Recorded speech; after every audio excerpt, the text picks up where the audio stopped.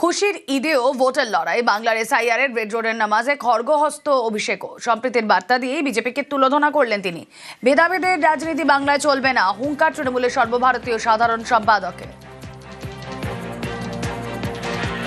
जो लोग सोचता है नाम काट के बेघर करके इस देश से धक्का मार के निकालेंगे, भाई को भाई के साथ लड़ाएंगे, गर्दन भी कटेगा तो झुकेगा नहीं। नाम काटना तो दूर का बात, किराएदार है, जाति मकान थोड़ी है, सभी का खून है इस मिट्टी में शामिल। हिंदू मुसलमान सिख ईसाई सभी का खून है इस मिट्टी में शामिल, किसी का बाप का हिंदुस्तान थोड़ी है।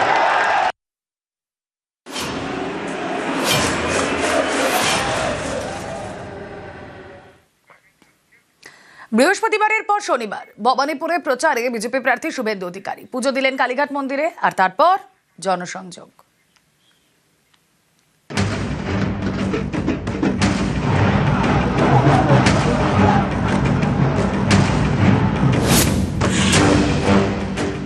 মানুষ পরিবর্তনের পক্ষে, প্রত্যাবর্তনের পক্ষে নয়।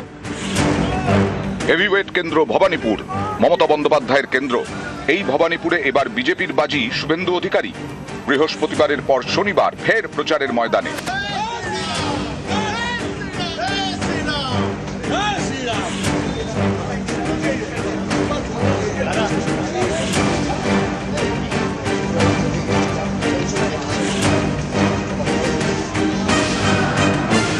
এদিন কালীঘাট মন্দিরে পুজো দেন শুভেন্দু অধিকারী।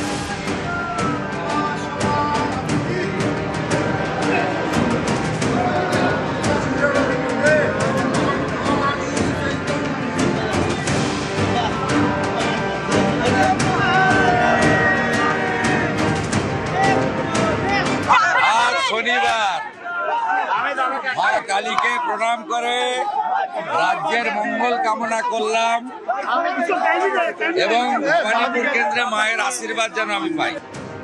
কালীঘাট মন্দিরের কাছেই নকুলেশ্বর মন্দির এবং জগন্নাথ মন্দির, এই দুই মন্দিরেই পুজো দেন বিজেপি প্রার্থী।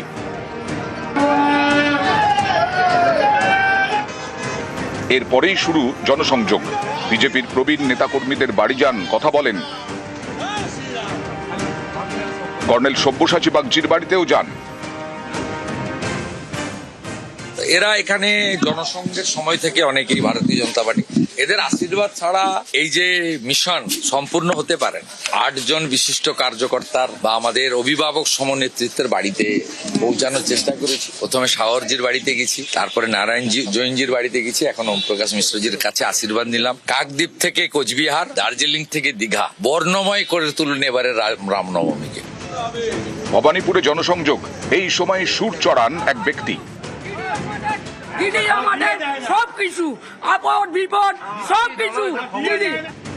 এর জবাবও দেন শুভেন্দু অধিকারী। গণতান্ত্রিক দেশ, সবাই সবার মত প্রকাশ করতে পারে। ভবানীপুরে যদুবাবুর বাজারে ভোলানন্দ আশ্রম, জনসংযোগ সেরে আশ্রমে যান শুভেন্দু অধিকারী, কথা বলেন সাধু সন্তদের সঙ্গে।